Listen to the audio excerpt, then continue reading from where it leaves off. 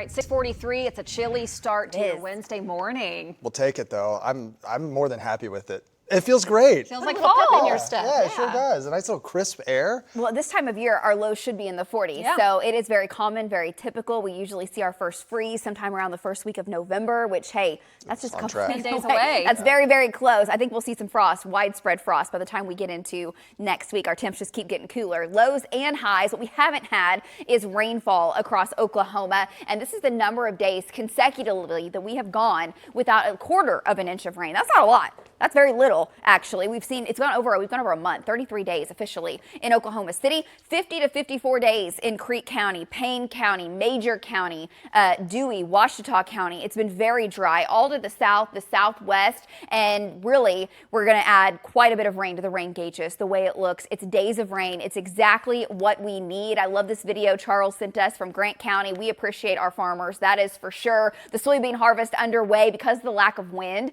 Check out just how dusty and crunchy it was for the harvest for him. I believe this was yesterday because the winds were absolutely non-existent for a while yesterday, causing that big old plume of dust. Looks like a big old dust storm out of Arizona.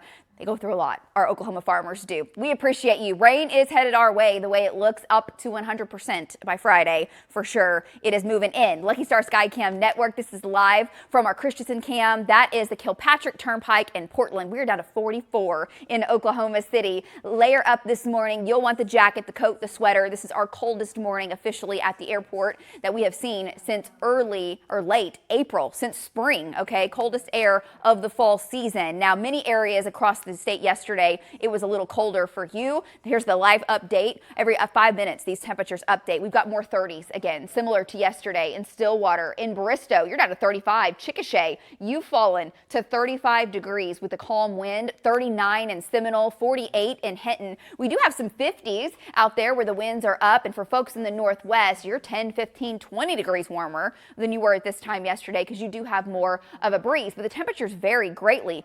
20, 30 miles makes all the difference in the world between temps in the 50s and the 30s because our winds are variable.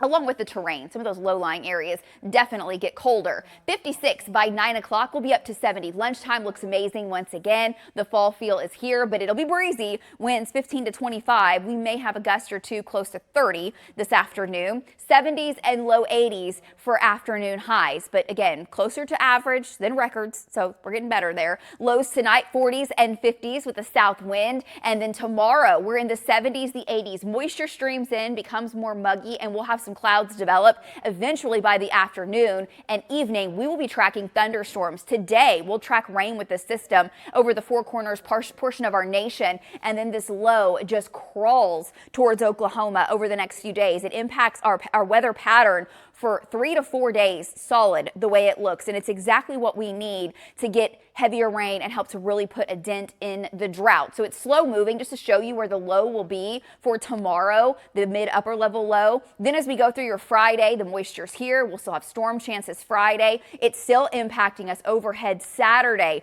even into early Sunday, and then it exits and it moves out. But there's another storm right on its heels. So rain chances still looking very good on your 9-day. Tomorrow afternoon, storm chances begin in the southwest. That spreads up across the state with some pockets of heavy rain, intense lightning, might have a little wind and hail tomorrow. It's a low severe risk tomorrow evening into tomorrow night and even early Friday. Quarter size hail, 60 to 70 mile an hour winds. And again, a lot of lightning. Initially, I think as the storm gets closer and closer to us, we lose a lot of that instability and the lightning and the severe threat goes away. But Friday morning, rounds of rain. We'll see how this times out with the commute. Some data suggest the rain doesn't really pick up in intensity till after the commute.